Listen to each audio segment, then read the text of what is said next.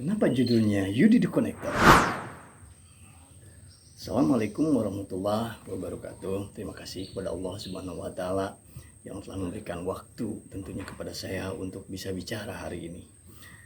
Awalnya berasal dari sebuah cerita ketika saya mendatangi sebuah kota yang memang sangat jauh dari tempat tinggal saya, dan kebetulan saya ada tugas khusus untuk melakukan marketing riset pada saat itu.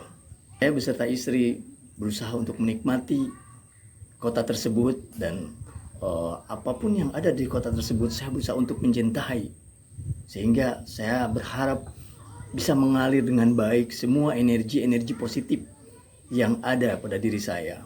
Mungkin ada yang menarik dari kami terhadap orang lokal, di mana istri saya memang bukan orang Indonesia, tepatnya dari Tunisia, sehingga banyak yang menyapa dalam perjalanan untuk menikmati kota tersebut.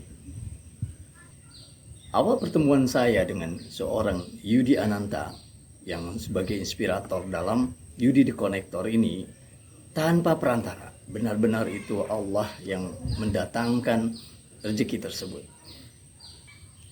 Beliau tiba-tiba mendatangi saya dan menyapa saya, menanyakan saya dari mana, apa aktivitas saya, dan kami lanjutkan dengan saling menukar nomor telepon. Lalu dalam percakapan berikutnya kami selalu saling menyapa, dan seperti halnya memang kami bertatap muka. Jadi komunikasi digital itu saya selalu berusaha seperti ada orangnya, di mana dibuka dengan salam, pergi menutup dengan salam, seperti itu.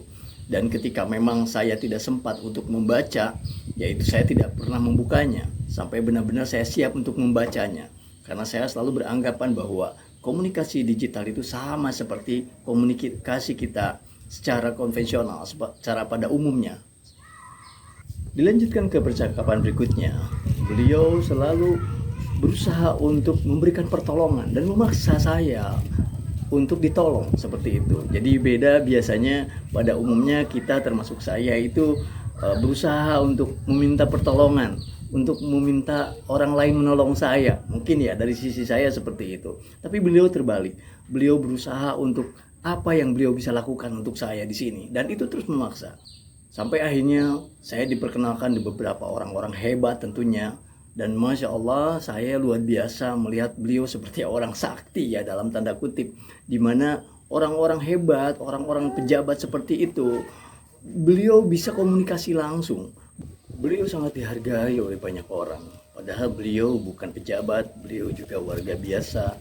Tapi karena kebaikan-kebaikannya, banyak orang yang terbantu.